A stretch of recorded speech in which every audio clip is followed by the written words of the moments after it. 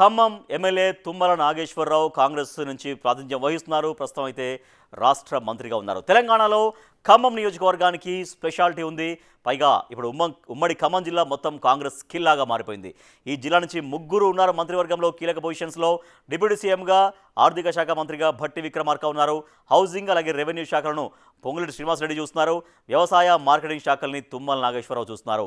ఖమ్మంలో కాంగ్రెస్ నుంచి బరిలో దిగినటువంటి తుమ్మల నాగేశ్వరరావుకు 1,36,016 ఓట్లు వచ్చాయి. పువ్వాడ అజయ్ కుమార్ బీఆర్ఎస్ నుంచి ఆయన పోటీలో ఉన్నారు మొన్న. సో ఆయన గతంలో మంత్రిగా పనిచేశారు. 86,635 ఓట్లు అప్పుడు ఆయనకు వచ్చాయి. సో ఓవరాల్గా 49,381 ఓట్ల భారీ మెజారిటీ అని చెప్పాలి. సో అంత మెజారిటీతోనే విజయం సాధించారు తుమ్మల నాగేశ్వరరావు. ఆయనకు వచ్చినటువంటి ఓటింగ్ షేర్ ఎంత అంటే 57.58%. మరి విజయం సాధించిన తర్వాత మంత్రిగా ఉన్నటువంటి తుమ్మల నాగేశ్వరరావు ఖమ్మం సెగ్మెంట్లో ఆయన మార్పు తీసుకొచ్చారా? తుమ్మల నాగేశ్వరరావు పైన జనంలో ఎటువంటి అభిప్రాయం ఉంది? ఆయనకు పాలనకి ఖమ్మం నియోజకవర్గ వాసులు ఎంత స్కోర్ ఇచ్చారు? బిగ్ టీవీ సర్వేలో తేలిన విషయాలంటో ఇప్పుడు చూద్దాం. ఖమ్మం ఎమ్మెల్యే తుమ్మల నాగేశ్వరరావు, రాష్ట్ర మంత్రిగా ఉన్న తుమ్మల నాగేశ్వరరావుకి ఖమ్మం నియోజకవర్గ ప్రజలు ఎటువంటి ప్లస్ పాయింట్స్ చెప్పారు? ప్లస్ పాయింట్స్ చూద్దాం. Plus points. ఎస్, సీనియర్ నేతగా పాజిటివ్ ఇమేజ్. ఆయన చాలా సీనియర్ నేత.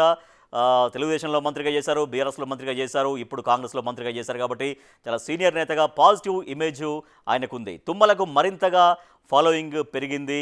బిజీగా ఉన్నా కూడా సెగ్మెంట్కు అందుబాటులో ఉంటారు అని ప్లస్ పాయింట్స్ మనకు కనిపిస్తున్నాయి. నెక్స్ట్, మరింత అభివృద్ధి అవుతున్నటువంటి నమ్మకం. ఇంకింత అభివృద్ధి అవుతుంది, మంత్రిగా ఉన్నారు కాబట్టి జనం నమ్మకం పెట్టుకున్నారు. సెగ్మెంట్లో కీలక కార్యక్రమాలకు ఆయన హాజరవుతుంటారు. కళ్యాణ లక్ష్మి కావచ్చు, అలాగే సీఎం రిలీఫ్ ఫండ్ చెక్కులు కావచ్చు, ఎక్కడ పెండింగ్ లేకుండా పంపిణీ చేస్తూ ఉంటారన్న ప్లస్ పాయింట్ ఉన్నాయి. నెక్స్ట్,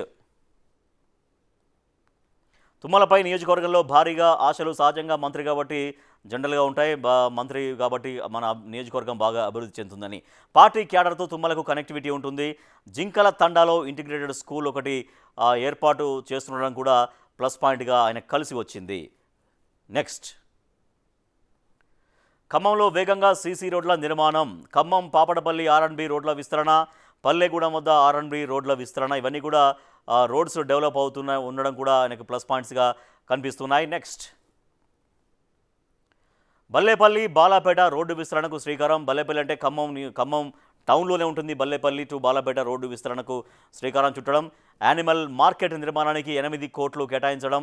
తర్వాత ఖమ్మం పబ్లిక్ పార్కుల అభివృద్ధికి 1 కోటి. సో ఖమ్మం పబ్లిక్ పార్కుల అభివృద్ధికి నిధులు కేటాయించారు. తద్వారా ఆ పార్కులు కనుక బాగా అభివృద్ధి చెందితే అక్కడ ఈవినింగ్ వాకింగ్ రావడం వచ్చే వాళ్ళు కావచ్చు, తర్వాత మార్నింగ్ వాక్ రావడం కావచ్చు, కుటుంబ సభ్యులతో సరదాగా అక్కడ పార్కులో వెళ్ళి గడిపే వాళ్ళకి కావచ్చు, చాలా వరకు ఒక మంచి ఆహ్లాదకరమైన వాతావరణాన్ని అక్కడ ఏర్పాటు చేసినట్లు అవుతుంది. సో దానికి అభివృద్ధికి 1 కోటి రూపాయలు కేటాయింపు జరపడం కావచ్చు. నెక్స్ట్, తండాలకు రోడ్డు కనెక్టివిటీ పెంపు. తర్వాత మంచుకొండ లిఫ్ట్కు ఉత్తమ్ ఇటీవల శంకుస్థాపన చేశారు. మంచుకొండ లిఫ్ట్ అనేది నాగార్జున సాగర్ ఎడమ కాలువ ద్వారా వచ్చేటువంటి ఆ నీటి ఆధారంగా ఆ నీటిని ఇక్కడ ఒక లిఫ్ట్ ఇరిగేషన్ ఏర్పాటు చేసి తద్వారా కొన్ని వేలాది ఎకరాలకి నీళ్ళందించేటువంటి ప్రయత్నం మంచుకొండ లిఫ్ట్ ఇరిగేషన్ ద్వారా చేయబోతున్నారు. సో ఇటీవల దానికి శంకుస్థాపన కూడా చేశారు, మంచుకొండ లిఫ్ట్ ఇరిగేషన్ ప్రాజెక్టుకి. సో 54 కోట్లతో రఘునాథపాలెంకు సాగునీళ్లు అందించేటువంటి ప్రయత్నం. ఇవన్నీ కూడా ప్లస్ పాయింట్స్గా కనిపిస్తున్నాయి. Next, national highway 365 of A, national highway 163 of G మధ్య లింక్ రోడ్డు ఒకటి, ఆ ప్రపోజల్ కూడా లింక్ రోడ్డు పనులు కూడా ప్లస్ పాయింట్గా కనిపిస్తుంది. ఖమ్మం చుట్టూ 7 కిలోమీటర్ల రింగ్ రోడ్డు పనులు. ఇక ఖమ్మం చుట్టూ కనుక అది పూర్తిగా అందుబాటులోకి వస్తే, ఆ రింగ్ రోడ్డు కనుక అందుబాటులోకి వస్తే ఖమ్మంలో ట్రాఫిక్ సమస్య దాదాపుగా ఒక పరిష్కారం చూపించినట్టు అవుతుంది. ప్రయాణ భారం అనేది పూర్తిగా తగ్గిపోతుంది ఖమ్మం చుట్టూ ఆ రింగ్ రోడ్డు ఏర్పడితే. నెక్స్ట్, 249 కోట్లతో డ్రైనేజీ పనులు పూర్తయ్యే దశలో. మున్నేరు కేబుల్ బ్రిడ్జి అనేది చాలా ఇంపార్టెంట్. ఎప్పుడో ఆ మున్నేరు వాగుపైన కొన్ని దశాబ్దాల కింద ఒక బ్రిడ్జ్ ఉండే, ఆ బ్రిడ్జ్ అనేది చాలా వరకు ఇబ్బందులలో ఉండేది, శిథిలావస్థకు చేరింది. ఆ ఇబ్బందుల్లో ఆ ప్రయాణం అనేది చాలా ఇబ్బంది ఉంది. సో దాన్ని ఇక్కడ ఆపేసారు. దాని పక్కనే ఇది స్టార్ట్ చేశారు, కేబుల్ బ్రిడ్జ్ అనేది స్టార్ట్ చేశారు. ఆ కేబుల్ బ్రిడ్జ్ కనుక మున్నేరు వాగుపైన నిర్మాణం పూర్తయితే అక్కడ చాలా వరకు సమస్య తీరిపోతుంది. సో మున్నేరు కేబుల్ బ్రిడ్జ్ అనేది దాదాపుగా పూర్తయ్యే దశలో ఉంది. మేబీ ఆగస్టు వరకు అంటున్నారు, బట్ చూడాలి. ఆగస్టు వరకు అది మున్నేరు కనుక కేబుల్ బ్రిడ్జ్ అందుబాటులోకి వస్తే చాలా వరకు ఖమ్మం నియోజకవర్గ ప్రజలకి సదుపాయం కలిగించినట్లు అవుతుంది. మైనస్ పాయింట్స్ ఏంటి, ప్లస్ పాయింట్స్ మనం చూసాం. మైనస్ పాయింట్స్ ఏంటి? రైతుల భూమి పట్టాల సమస్యలు తీర్చకపోవడం అనేది ఒకటి మైనస్ పాయింట్. చాలామంది కొంతమంది పట్టాలు కాక చాలా ఇబ్బందులు పడుతున్నారు, ఇంకా సాదా బైనామాల మీదే ఉన్నారు. సో ఆ సమస్యలు తీర్చకపోవడం అనేది ఒక సమస్య. మద్దతు ధర తక్కువ రావడంతో రైతుల్లో అసంతృప్తి. రైతు సమస్యల పరిష్కారం పైన ఇంకా ఫోకస్ పెట్టాలని స్వయంగా వ్యవసాయ శాఖ మంత్రిగా ఉన్నారు. వ్యవసాయ శాఖ మంత్రిగా ఉండి కూడా కొన్ని రైతు సమస్యలు పరిష్కారం కావట్లేవు అనేది కూడా ఒక కంప్లైంట్ ఉంది. ఖమ్మం మోడల్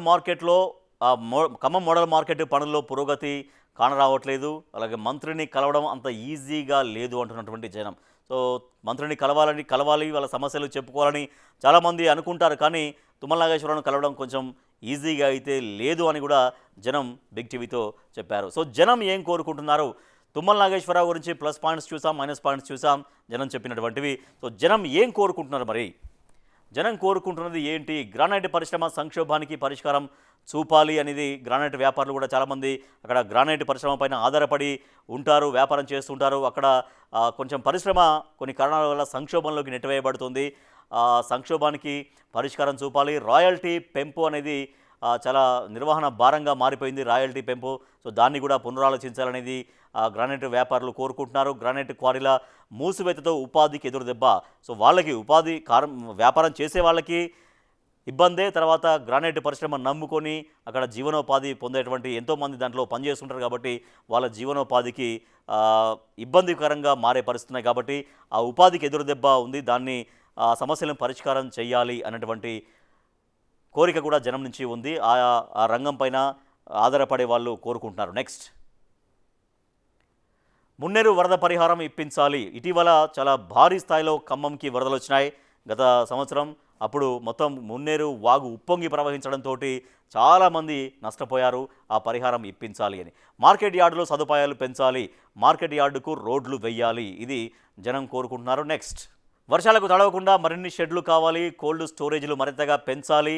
అక్కడ ఏమైనా ధాన్యం నిల్వలప్పుడు కూడా ఏమైనా ఇట్లా మార్కెటింగ్ తీసుకెళ్ళినప్పుడు వర్షాలు వస్తే ఇబ్బందులు పడుతున్నాం కాబట్టి కోల్డ్ స్టోరేజ్లు పెంచాలి. తర్వాత వర్షాలకు తడవకుండా మరిన్ని షెడ్లు ఏర్పాటు చేయాలి మార్కెట్లని జనం కోరుకుంటూ ఉన్నారు. ఎస్, స్కోర్ ఎంత? బిగ్ టీవీ సర్వేలో చెప్పినటువంటి విషయాల ఆధారంగా అక్కడి జనం ఏం చెప్పారు, ఎంతవరకు అనుకూలంగా ఉన్నారో ఎంతవరకు వ్యతిరేకంగా ఉన్నారో మనం చూస్తున్నాం. ఎస్, అనుకూలంగా 51% మంది ఉన్నారు, పర్వాలేదనిపిస్తుంది. వ్యతిరేకత కూడా తక్కువనే కనబడుతుంది, 21% మాత్రమే ప్రస్తుతానికి వ్యతిరేకత ఉంది. తటస్థం మాత్రం 28%. సో ఈ తటస్థం అనేది వ్యతిరేకంగా మారొచ్చు, అనుకూలంగా మారొచ్చు, కానీ ఎక్కువగా తటస్థం అనేది వ్యతిరేకతకే దారితీస్తుంటుంది. కాబట్టి ప్రజలకు ఏవైతే హామీలు ఇచ్చారో, రాష్ట్ర మంత్రిగా కూడా మీరున్నారు. సో కాబట్టి ప్రజలకు ఇచ్చినటువంటి హామీలు కావచ్చు, ప్రజల మీ దగ్గర నుంచి కోరుకుంటున్నటువంటి అంశాలు కావచ్చు, అవన్నీ ఫుల్ఫిల్ చేయగలిగితే తటస్థం కాస్త అనుకూలంగా మారే అవకాశం ఉంటుంది, వ్యతిరేకత నుంచి కూడా అనుకూలంగా మారే అవకాశం ఉంటుంది. సో ప్రస్తుతానికైతే 51% అనుకూలంగానే కనిపిస్తుంది. సో తుమ్మల నాగేశ్వరరావు ఖమ్మం ఎమ్మెల్యే గారు, ఇదే మీ స్కోరు.